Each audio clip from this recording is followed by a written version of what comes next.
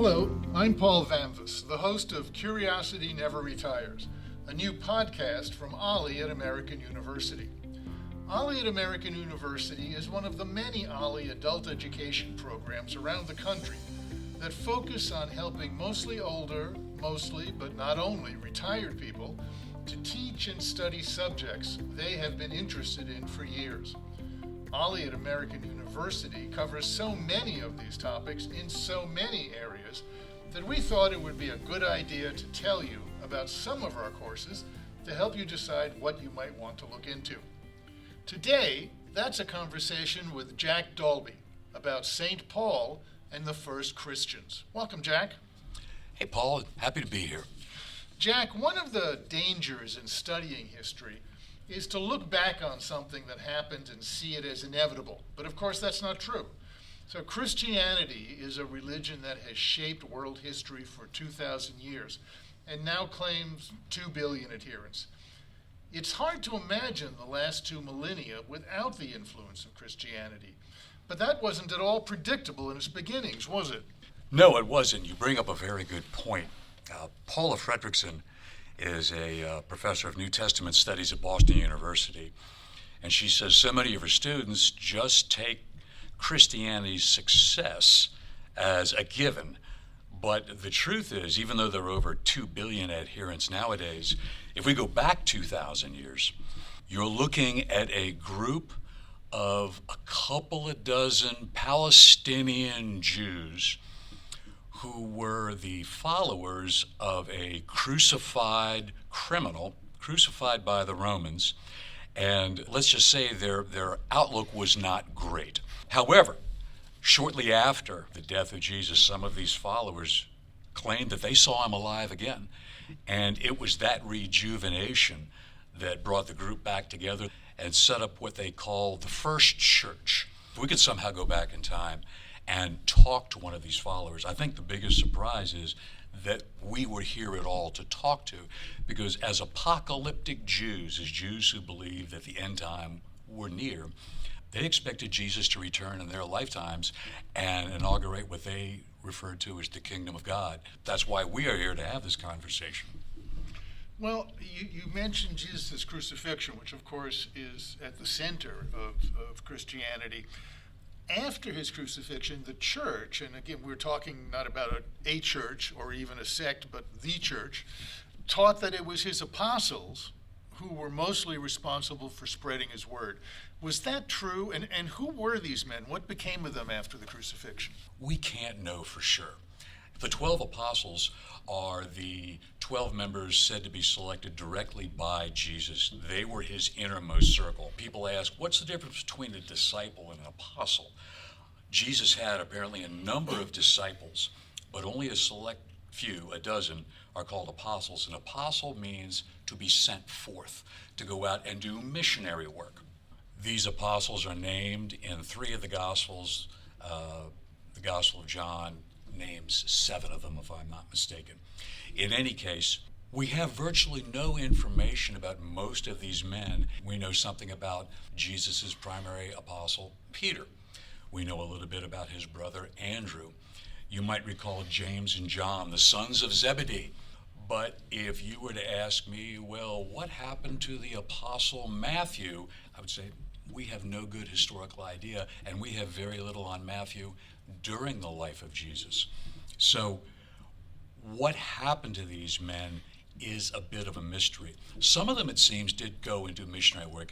I think it's historically fair to say that Peter was known as a missionary. Although he is not an original disciple, Paul of Tarsus will also be a missionary. And it seems like James, the brother of Jesus, who was also not an original disciple, becomes a missionary as well. But the missionaries that we know of, we learn a bit from the Apostle Paul. He names a few of them, and they seem to be the people that are traveling around the Mediterranean, around Asia Minor, and preaching the message of a risen Messiah who is soon to return.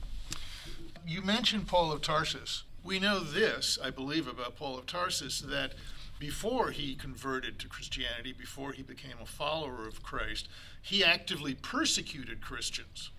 So in what context did he do that? And how did that period of his life affect his later role in promoting Christianity? So Paul is probably my favorite New Testament character, and primarily because he is as far as we know, he's the only eyewitness to anything that's written about in the New Testament. The New Testament has 27 books, and 13 of them are credited to Paul. They're his letters he wrote to these young churches that he had formed. Unlike the disciples of Jesus, Paul is an educated, Pharisaic Jew. Greek is probably his primary language. He obviously speaks Hebrew. He can call up quotes from the Hebrew Bible at the drop of a hat. And he tells his church members that there was a time when he first heard about this risen Messiah who had been crucified by the Romans, had died, had been raised, and was soon to return. And although he doesn't go into detail, it seems like Paul was horrified at this thought, because as a devout Pharisaic Jew, this would have been wrong on so many levels. And Paul tells us when he found members of this early Christian group, he would persecute them, quote unquote, violently. He earned a reputation outside that area of being a pretty tough guy and very tough on the church. Then Paul tells us in the book of Acts, they talk about the road to Damascus. Paul's on his way to Damascus, according to this story. He's there to whoop up on some more of these Christian churches. And he and some of his disciples are blinded by a light. Paul falls off his horse, and he says he hears the voice of Jesus saying, "Saul, Saul, why do you persecute me?" Paul was originally Saul, and he becomes Paul. And Paul is blinded, and the story goes on. But that is literally a life-changing event for him. And he says that he went off into the desert for 3 years to ponder this event, and then begins traveling around, forming these small communities and preaching to them about the risen Messiah who's about to return.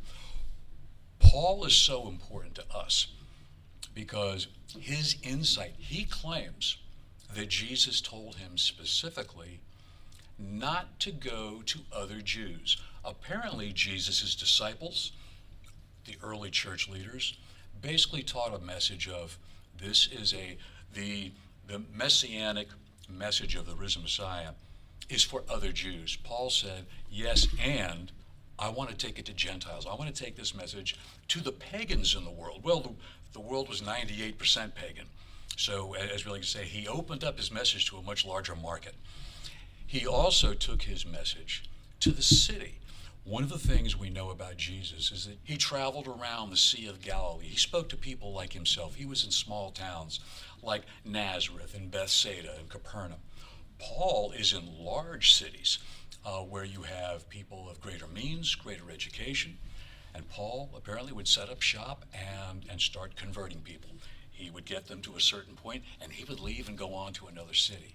And the beauty of this is they would write Paul letters, and they'd say, we have questions about this. And Paul would say, in regards to your question, here's my answer. Well, what that does is that gives us our oldest insight into the early Christian church. By the way, when I say Christian, I want to be clear that it's not Christian in the sense that a modern Christianity that we would understand. These are mostly Jews who are starting to convert from paganism.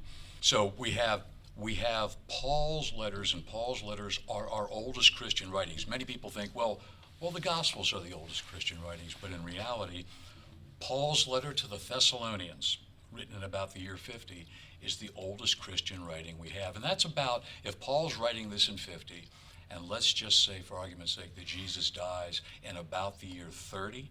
So our earliest Christian writing is 20 years after the death of Jesus. And then, of course, it goes on from there. But Paul's incredibly important to us, and I look forward to talking more about him.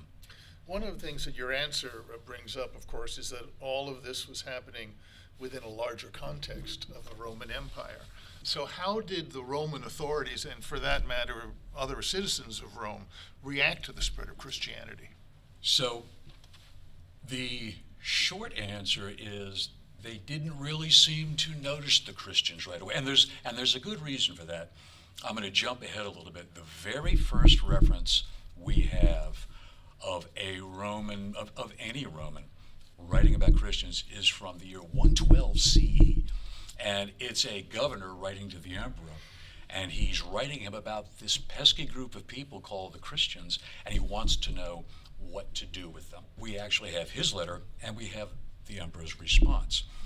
So why don't we have records of the Romans writing about Christianity before then?